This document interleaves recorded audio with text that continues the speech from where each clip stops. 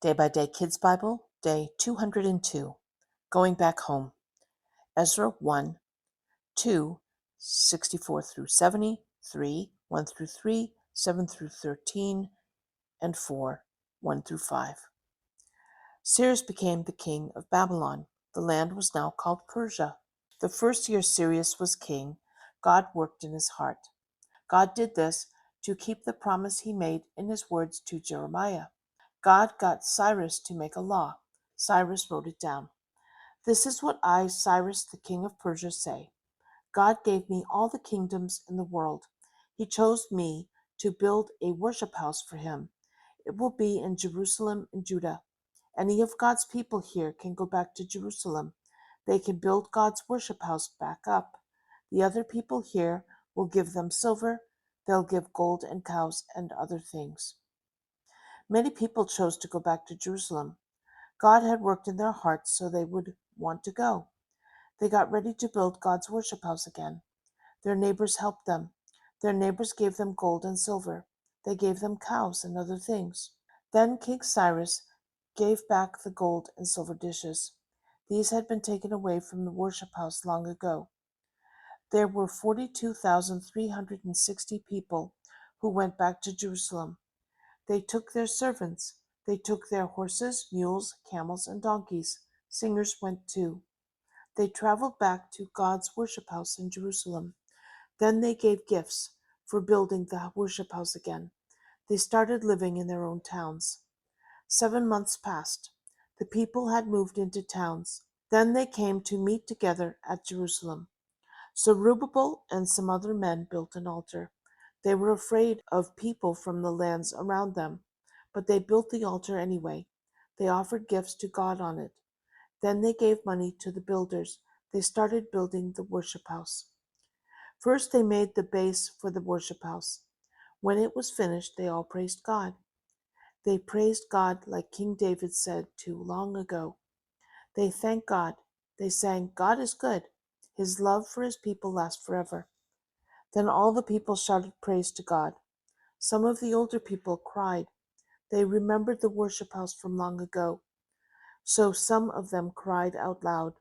Some shouted with joy. You couldn't tell the shouting from the crying. There was a lot of noise. The sound could be heard far away. Now the enemies heard about the people coming back. They heard the worship house was being built again. So they went to Zerubbabel. Let us help you, they said. We're looking for your God too.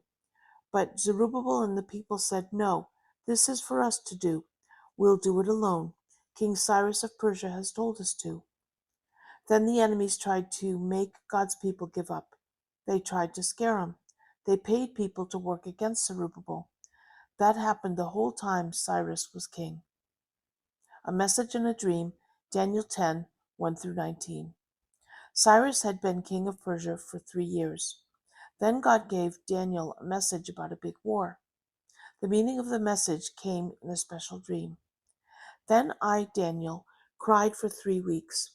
All that time I didn't eat any rich food. I didn't eat meat. I didn't drink wine. I didn't put any sweet-smelling cream on my body. It was the first month. I stood by the Tigris River. Then I saw a man in front of me. He wore linen clothes. He had a gold belt on. His body was like a beautiful stone, his face glowing like lightning. His eyes were like fire. His arms and legs shone like shiny brown metal. His voice sounded like a crowd of people.